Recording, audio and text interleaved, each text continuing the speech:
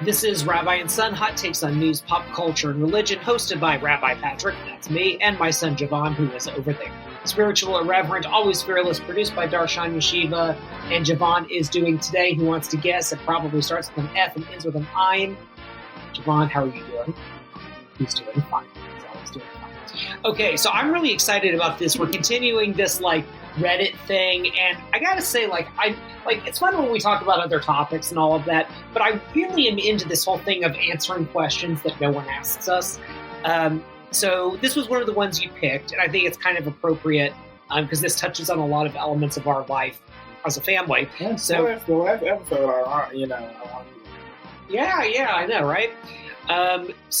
This one, okay, this is in the Jewish Reddit. This is by JA24601. And the question is, am I considered Jewish if I am adopted? Oof, let's get into it. So my mother and her family are Ashkenazi. So these are Jews of Eastern European German descent. And my father was raised Lutheran, but converted when he married my mom. Okay, so parents are Jewish. My sister and I were raised Jewish our whole lives. Okay. Just for context, my sister is also adopted. We're both adopted from China and technically not able to prove any biological Jewish ethnicity. Anyway, long story short, about 15 years ago, my sister went through the official conversion with the mikveh, but I didn't because when we did, I was a child who was deathly afraid of going underwater. Oh no. Since my mom is ethnically Jewish, am I considered Jewish too, even though I'm adopted? I'm asking because when my sister went on a birthright trip, she had to give papers proving she formally converted despite being raised Jewish her whole life. Given the fact that I wimped out on going through the mikveh all those years ago, will my lack of conversion papers prevent me from going on birthright one day? So just to give some context for people who don't know what this is. So Birthright Israel is an organization that sets up Israel trips for basically just like high school to college age. You go with a group of other young people, and you do touristy stuff. So you go to Jerusalem, you go to the Western Wall, you eat falafel, you ride a camel, you hang out with Bedouins, you go to Tel Aviv, and hang out at the beach, you go to the Dead Sea, and, that's kind of fun. And so it's that kind of stuff. It's these free trips, if not heavily subsidized trips. And so you have to, sort of prove in a sense that you're Jewish to go on these trips. And the reason why is that there are evangelical Christians that will try to hijack these trips and other people too. So that's where this whole prove it stuff comes from. But Javon, having said all that, now explaining the context for some of this stuff, immediate thoughts. Does this do anything to you, for you? If you could say anything to this, young woman who wimped out on, going to the mikveh because she was afraid of water. Is this one of those Dad Goes First episodes? Yeah, you go first. Okay. You got a lot to think about there. Yeah, my first thought is she's not Jewish. Okay. So here's the deal. If you are adopted, generally speaking, your parents do a conversion. What's called an infant conversion. And when you're 13, you have the right to reject it. And you're not a sinner if you've done that. You're not a bad person. It's that you were converted, and in some sense, it was against your will. So that is just a thing that's built into the system. I'm a little surprised that the parents didn't do that, and so this wouldn't even be an issue. But it could be that these were non-practicing Jews. They just didn't think about it. They're like, well, I adopted the kid. That's enough. And now as they've gotten older, suddenly these things pop up, right? And that's where I'm I get really annoyed by the rabbinate, that we don't do a good job of helping people and meeting them where they are. You find out that someone has adopted kids, this is a really good opportunity to jump into their life and say, hey, just for their own future, you might want to do this thing. You might think that it's dumb and a waste of your time and, splish splash, I was taking a bath for no good reason. But now there is a reason. Now there is a situation where these two young women, want to participate in Jewish life. And because no one, I don't blame the parents, but like, I look at like, why didn't the Jewish community surround those children and say like, hey, we accept you either way. You're a family. This is awesome. But, here's a thing we do. I don't know. That for me is a little bit frustrating. So I feel bad for these young women that they've now been put in this situation where they have to go through a conversion process, because it's like, converting to what, right? Like, you've been raised Jewish your whole life. Like, unless your parents happen to be Chinese as well, like you are not connected to that world the way that you're connected to Ashkenazi Jews and, Lutheran Americans, right? So I have a lot of sympathy for these people and what they must be going through. I don't know, because if they've been raised Jewish their whole life, the conversion should be a snap. Yeah, well, and that's the way that I would approach it. Like, if I was with them and they sent me this email, I would say, like, okay, hey, tell me about how you were raised. Like, what did you say you were raised by, you were raised in a family, like, they cared enough that the dad converted, right? So, like, this isn't sort of this, like, very loose affiliation. Like, it was enough that the dad was willing to change religions when he got married. So, this is a big deal, I think. These are people who probably really raised their kids with a lot of religious identity.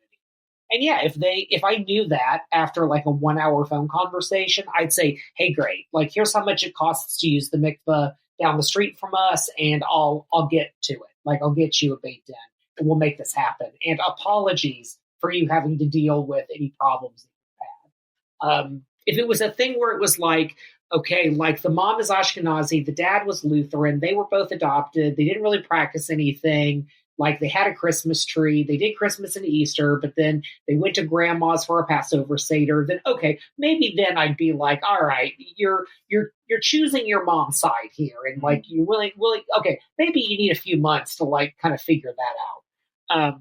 But yeah, now this is this phrase technically, that it's technical. Yeah, technically, but not in the actual thing. Right, and so now the problem is, like, where do these people live? Do they have rabbis that will help them? I mean, she just converted. If like she got a problem, like, honestly, I just because I don't know how that whole thing works, but they get dunked under some water. Yeah, so in a situation like this, like, it's going to be up to the rabbis that they work with to try to figure out like how, like, in general. Like, there's like a dunking of water. Yeah. So in general, so let's take like my conversion, right? So a person who has no ethnic connection whatsoever, doesn't have a story like this. I'm just some bozo right off the street, right? So you have a period of study. It's usually a year, and you're involved with a synagogue as part of that, and a rabbi. You have like mentoring and stuff like that. I'm a big fan of helping those people to make Jewish friends, so they get invited to stuff like a Passover Seder, a Hanukkah party. They get to go to a bar mitzvah, stuff like that. And so you have that period of time. And then if you have a penis, there's circumcision or something called hatafat dam brit, which is a ritual drop of blood. It sounds worse than it is. They use diabetic lancets. It's not a big deal. It's more awkward for me as the one that has to stand there and be like, so, like, how about that local sports team, huh? Oh, great. Oh, you're okay. Great. There's the cotton swab with blood on it. Sweet. Okay, great. Let's move on to the next thing. Wait, cotton swab with blood? Like, you can't take blood from anywhere else? Is that what I'm hearing? Yeah, so this is, what you do is in the case that someone has already been circumcised, right? And that's, in America, that's usually how that goes down, right? They do that in hospitals. You take a diabetic lancet, and you basically pinch what is remaining of foreskin. And there's a blessing that's said, and you just, beep, and you want to get enough blood that on a cotton swab, one little tiny little thread would turn pink. So this isn't like, a river runs through it level. Yeah, but why I need to do that? It's symbolic circumcision. But why have you never circumcised? Wait, huh? why, if you were never uncircumcised, If you were, feel the need to do that? so you either have to be circumcised, or you have to go through a symbolic circumcision. Why though? Because you are not, because your circumcision was not a religious circumcision. It was a procedure that, just was done because that's what your culture did, or some medical reason or something like that. It's not about, so it's not about just being circumcised as like a trait that you have. It is about this practice that is a religious practice. So are there not Jewish people that were born uncircumcised? You can't be born uncircumcised. That's not a thing. Yeah. You either have foreskin or you take it off. Like, it's kind of how that works. Is that a real thing? I feel like if you want to go on your phone and search, can you be born without foreskin? I mean, maybe there are. Yeah. Let me look that up. Yeah. I mean, there are situations where people are born with less foreskin, and there's people who are born with foreskin that's so tight that they have to be circumcised, regardless of religion or culture or whatever. It's a medical condition that they have to have taken care of. But it doesn't. Yes. A baby can be born uncircumcised. In fact, in the United States, about 40% of baby boys are. Well, right. Yes, correct. You are born. Okay. The trait is circumcised. You are born uncircumcised. Okay. No, babies can be born uncircumcised. That's right. All babies with penises are born uncircumcised. Then you get circumcised. The procedure is called circumcision. I mean, no, I meant that the other way. So what is it? Circumcised? No, I meant circumcised. Aren't there like if you were circumcised, why would you do that ritual? Because the circumcision is not about it is not about being circumcised. It's about getting circumcised as part of a religious ritual. But if you were already born, think about it. Okay, if you were already born circumcised, then why? There's no such thing as being born circumcised. Yes, there is. That is not a thing. You could be born with less foreskin, like that is true, but there is no such thing as being born circumcised. Like that's not a concept. You could be born with less foreskin, so that's true. I'm sure there's some people that like, for genetic reasons or whatever, have less foreskin. But like circumcision is a ritual. It's a medical procedure that's done to people. So you can't be born, circumcised in the way. But why need to do that during the ritual? Okay, so here's a way of thinking. Imagine you wanted to become a Buddhist monk.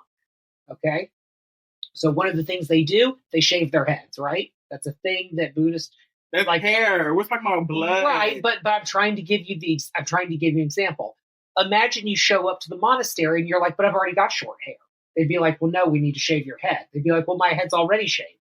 It's like, "Well, no, we need to shave your head because it's a ritual. It's independent of just the condition that your head is in or the condition of your, penis." In this case. I was unnecessary though. So the purpose is to undergo this religious ritual. So if you're asking why the religious ritual, it comes from the Torah. It is a symbol of the covenant with Abraham, Isaac, and Jacob. It's a symbol of the covenant with Jewish people. And then the Hatafat Dam Brit, which is you're already circumcised technically, but you have to draw blood anyway, is a way of sort of getting around that problem of like, how do I get circumcised if I already am? So that's what that's about. So what's the point of circumcising baby? You mean just conceptually? Like, why would a person do that at all? Like, as part of this ritual, why the need? It's the covenant with Abraham. It's the covenant with God. And it's a practice that Jews have been doing for thousands of years. Probably came from Egypt initially. Well, lots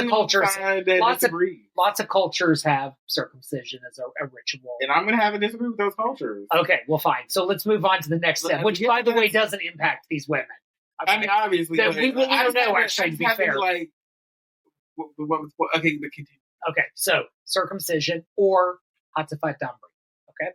And then you have the Beit Din. So you have the rabbis who talk to you and just kind of make sure that your conversion is something that you're trying to do sort of earnestly and legitimately. It's not, you're not being forced to do something, anything like that.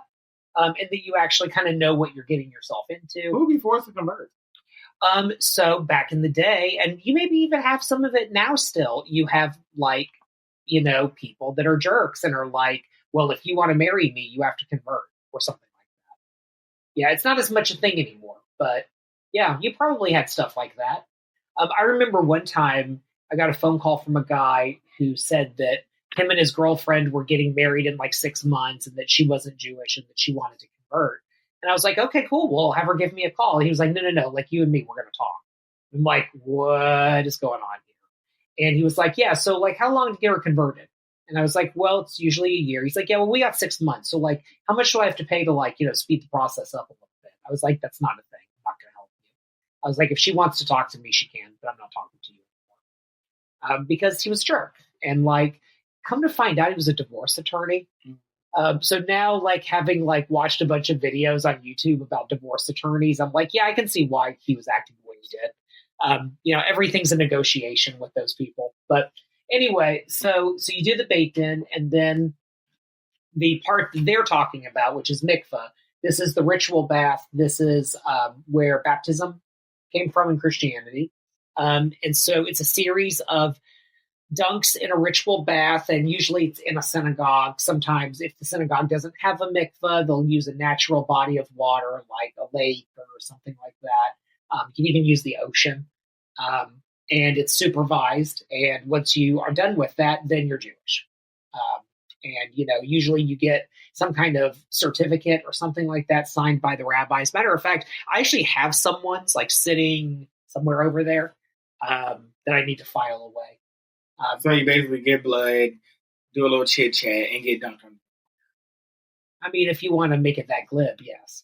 I know because that's what it is. Like, I understand how you told, like how you said it. Yeah. Okay, so how many times do I get dunked on? So you don't get dunked. Let me clarify, because it's not like baptism. So you go into the water, and there's 3 prayers that are said. So you immerse. When you come up, the person who's kind of like your attendant, they are watching to make sure that your head goes completely underwater, and if you have long hair, to make sure that your hair completely submerges as well, because you have to be fully immersed. Now, if you have sort of shorter hair like mine, then this isn't an issue. But for women who have like longer hair, you have to, make sure that someone's there. And they use mikvah also as part of Taharat Mishpacha, which is the rules of a woman and her period and times when it's okay to have sex. And that's a whole other episode. But they have these women who help as mikvah guides to help these women. And they used to call them mikvah ladies. And so you'd go into the mikvah like center basically, and the mikvah lady would be there and get you scheduled, and you go in and, do what you got to do. But yeah, it's 3 dunks and 3 prayers. Yeah, after that, you're done. Ta-da, now you're Jewish. So they couldn't pour the water over your head? No, it's not a thing. But it could be. No, it's not a thing. That's not how it works. But it could be, though. It's not how it works, though. But you have to be fully immersed. But it could be a thing. You can't be fully immersed if someone just dumps water on you. But yeah, I'm just saying, it could be a thing. If you want it to be a thing. No, it wouldn't, actually. According to the Talmud. So you have to be fully immersed is the thing. Like you have to go fully into water. So, yeah. Now you can build a mikveh. That's a thing. I know someone actually who built one. Yeah. But yeah, there's no getting around that one. If you wanted to have the easiest conversion possible, here's what you would do. You'd have your Beit Din online so that go to darshanyeshiva.org and you can see all the different ways this works. So you would do your Beit Din online. So you'd have the people who are on your conversion Beit Din, your panel, right? And then you wouldn't have to leave your house. If you have a penis, then if you're already circumcised, then Hatafat Dambri, which takes 2 seconds. It's like so not a big deal. And then the mikvah, like you've got to do it somewhere and you've got to have an attendant. So the way we do it at Darshan Yeshiva is that the students go to where their mentors are, and the mentors are the ones who coordinate all this stuff for them. There are some rabbis who don't think you need to do any of this, and they reject it completely. And I think, not a group of two. And I think there's community. Well, you're supposed to be to God. This is not for the community. I think you mostly just don't like being told what to do. I think that's where this is really weird. No, I have I think a religious journey is not for the entertainment of others. It is for you and whoever or whomever or how many evers that you are worshiping. Who are you doing all this for? Well, that's the problem, though, is that Judaism is a peoplehood-based religion. So it's... Exactly, but it doesn't mean knowing your business. No, that's kind of the way peoplehood works. Like, you're all in this together. And now, again, some rabbis disagree with certain elements of this, or they'll do certain things in certain ways. I knew one... I don't know, I feel like you can get a fingertip of blood. I just feel like that's a very... Having gone through the experience, I can tell you I've gotten worse cuts on my fingers than having to go through Hatafat Dambri. Honestly, it is so over. It's so over. Honestly, the hardest part of converting was the year of living Jewishly, not as a Jew. I would rather have Hatafat Dambri 10 times than have to deal with that again. That's actually a very difficult thing to have to live through. The ritual stuff, that's easy.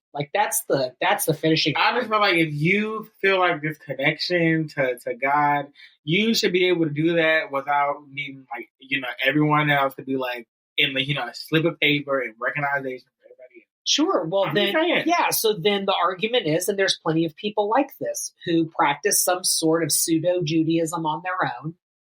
They have no connection to community, and they live these kind of Jewish lives by themselves. And that's fine. Good for them. I believe in religious freedom. If you go on Darshan Yeshiva, you're going to have mentors who are very traditional and very non-traditional. And I am happy to facilitate whatever, a conversion experience needs to look like for different kinds of people. I am not God's police officer, but Judaism is a communitarian religion.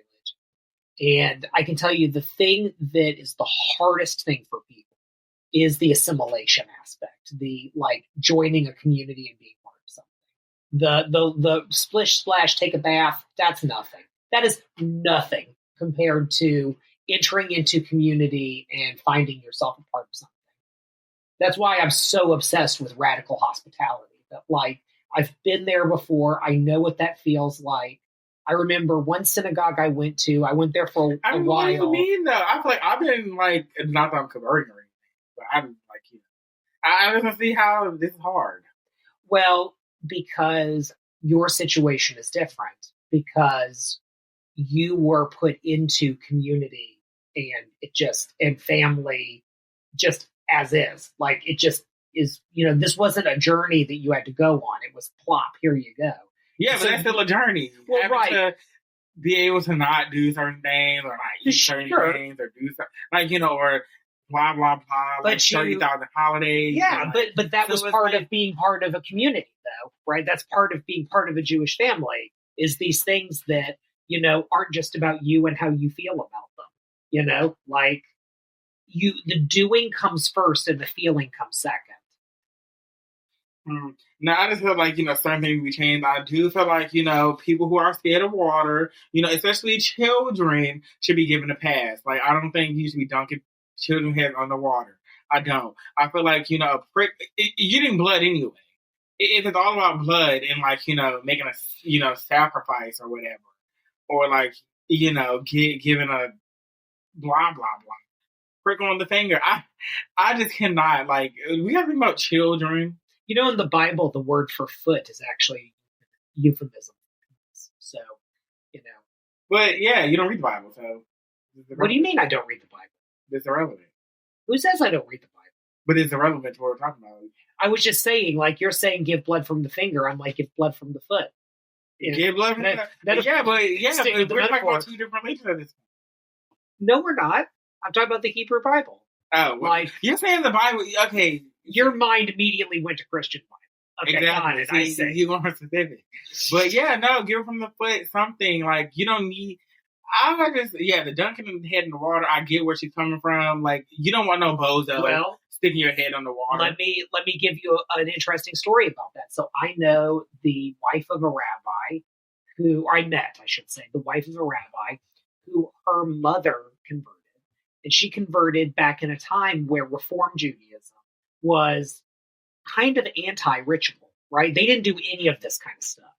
And so then later on, I forget what the circumstances were, but it was something like the kids were going to like do something Jewish. I forget what it was. I don't remember the circumstances, but the kids had to convert because the mom had not formally converted. So it goes back to a situation kind of like this of the technicalities of things. But to jump back to this family here, like, yeah, I would just say, go on ahead and like find a cool rabbi, find someone who gets it. Isn't going to be difficult, whatever. Talk to us, like talk to Darshan Yeshiva. Matter of fact, I'm going to say this was a year ago, so maybe they've already dealt with their journey. But like find someone who gets it. It is not going to make you jump through a bunch of hoops, and just do the rituals, and you're done. And like it's an hour of your life. And then you won't have to think about this stuff. You'll have your certificate, and I feel like you don't need a piece of paper. So like, you've been in the community at this point. Like who needs, like if she wants to go on birthright, I mean, I get it, but like just take a trip to Israel or any other time. Like, well, yeah, but that's when it's free. that's the benefit of Birthright Israel. I mean, a free trip versus a paid trip. I think your priorities are, elsewhere. Yeah, no, I'm going to call shenanigans on that. Like this is a big Birthright is a big deal for like young Jewish Americans, like being able to like go with other young Jews to have that adventure. And if you feel like you're, not going to be up to snuff in some way, like it's good that you're asking questions of people. I don't know how Birthright does it, but how would you prove you're Jewish if you didn't convert? Well, I know, and I'm with you on that. Like, I don't know what Birthright's policies are around that stuff. I don't think they would say anything. I know I wouldn't. If someone said that they were Jewish and they had been raised Jewish and whatever, like if an Asian person shows up and I'm like, oh, that doesn't seem right. Well, I'm pretty freaking racist. Like, yeah, so I want to know, like, how do you prove that? Like, yeah, you can't. It's, like, what would you do? Show your parents ketubah, I guess. I mean, what do you, how far do you want to go with it? Yeah, I just see. That's why I feel like that we get the tricky situations.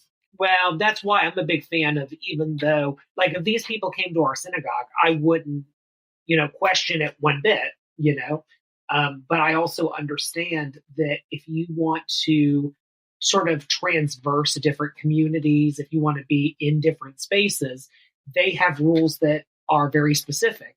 And so if I can help open that door for people, then I see it as a good thing, even if I may or may not have certain opinions about whether these things are necessary. Like, it's just part of the deal. Like, do I think that someone needs a master's degree to be, a really great counselor? Probably not. Do I recognize that if you want to be a counselor who, is able to take health insurance for clients, that you have to have a master's degree in a certain number of hours? Yes. Like, so there you go. Like, I would happily, suggest to someone, go through that formal process so that you can get the outcome that you want. And that doesn't say anything about you or about your character or, the way you were raised or anything like that. I feel like the whole need and proof thing is, kind of weird. Yeah. If everyone has to show some sort of proof, then I'm like, game on. But if you're an Asian Jew and your concern is that you have to prove something, then that shows that there is the possibility of some sort of racial component to it, and that's really what this ends up being about. And if there are Asian Jews or Black Jews or whomever who have felt like they've been othered and pushed around and, made to prove something, then that says a lot about the state of things. But yeah, just go on ahead and get the conversion done with a cool rabbi. Just call it a day. Like, just for your own satisfaction, so you don't have that on you. But they don't feel like she feels like she's Jewish, she's been raised Jewish. Why does it feel like she needs a slip of paper to prove that? I don't feel like that's right. Well, because she's asking a very specific question, which is about going on birthright. So if birthright requires that stuff, then I guess you got to do that. Like, if you want to join an Orthodox synagogue, like you have to do that. Like now you're being the one that has to be showing proof. Like, how does everybody else show proof? See, I feel like I feel like some fishy stuff going on, and some racism and other ring situations going on. Because why do you feel like you have to show something? Right. Yeah. No, there's definitely, there weren't a lot of comments on this. And it seemed kind of all over the place, actually, in terms of like what people had to say, because some people were like, oh yeah, they do ask questions. And other people were like, no one asks questions. Like, so it seems kind of all over the place. Yeah. And so actually, here's a follow-up here. So this woman says, my mom got a 2-for-1 deal at the local synagogue to get me and my sister formally converted about 15 years ago or so. I was about 5 or 7 years old at the time, and I couldn't swim, and I still can't. So I was afraid of going underwater. I went in up to my chest. I like to joke that I have a Jewish heart, but not a Jewish brain. Okay. My sister went through the whole thing and is on paper considered Jewish, but I'm not, apparently. My family stopped going to synagogue years ago because of the membership fees, so I don't really have a resident rabbi I can go to. Well, there you go. So now we're also talking about class issues. So, wow. So we have race issues. We have class issues. Yeah. Yeah. Wow. A lot of stuff going on in there. Yeah, also carries into the stereotypes. Yeah, right. Multiple stuff going on. I would say if you feel good in your heart about who you are and you don't mind that excludes you from certain things because of technicalities. Excludes you from birthright, because who else would know? Well, right, but I mean, going to Orthodox synagogues and stuff. Or even Black synagogue. Well, okay, that's what I'm trying to say. If you don't care about that stuff, then stay where you are. But if you want more of those doors open to you, then think about it and do it. And life's a journey, so do the things that matter to you now, and you can always deal with it later. Yeah, but why would the Orthodox synagogue actually look forever? Because they would. Why would they ask for proof of that? They would ask for proof for that if it had to do with marriages. So, if she wanted to marry somebody in an Orthodox synagogue, they would need to make sure they were both Jewish. But how would they know she's not Jewish? So, if somebody was born Jewish, had Jewish parents, how would they prove that? Well, so what they would do is they look at the parents' ketubas, the marriage documents, and if the parents have what they would consider to be appropriate marriage documents, then it would prove that though the parents are Jewish and therefore they are. She gets stuck in this technicality because she's adopted. So then what they would say is, oh, okay, well then, were you converted as an infant? Or, at some point. Oh, was the conversion Orthodox? Or in the case of the conservative movement, they would have said, well, what were the specifics of the conversion? Did you go to a mikveh? Is really what they would care. How do you know if you were a baby? Well, you would presumably ask your parents.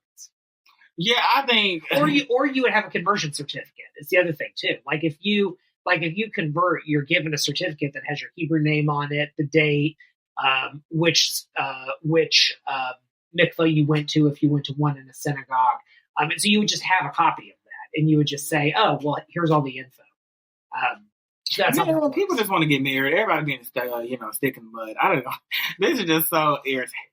Well, it's all about the technicalities, right? There are just certain communities that have certain rules, and you can choose not to follow them. You can choose not to care. And that's why a community is it's only one way, because y'all want to be so exclusionary. Well, right. So again, I go back to two things. If she were in our synagogue, no one would care.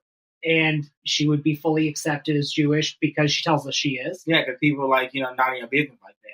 Yeah, and then the second thing is if she came up to me and said, well, here's my story, and it's always kind of nagged me a little bit, I'd say, let me help you get that nagging feeling off.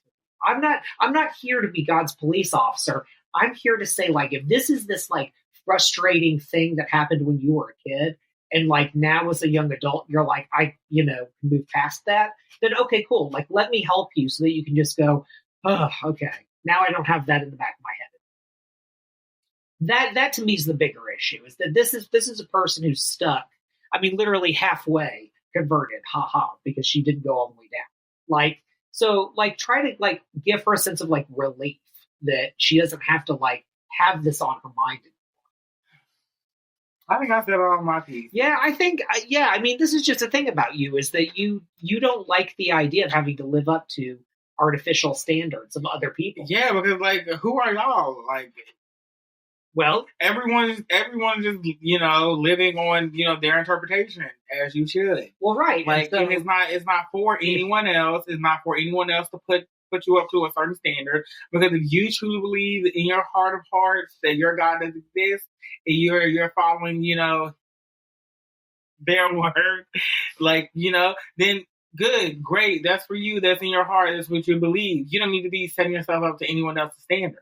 Right, but then if you want to be part of communities that have standards, then you have to follow what those standards are. I just think, those people, would be the same ones, preaching the word, but then is somewhere doing something shit.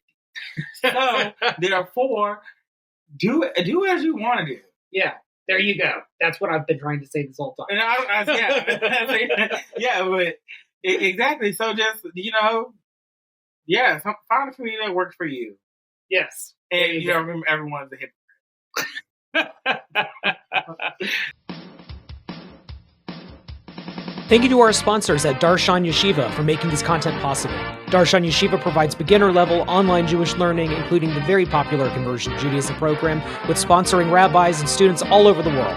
Start your Jewish journey any place, anywhere, and anytime with our conservative, reform, reconstructionist, Jewish renewal, humanistic, and post-denominational rabbi mentors.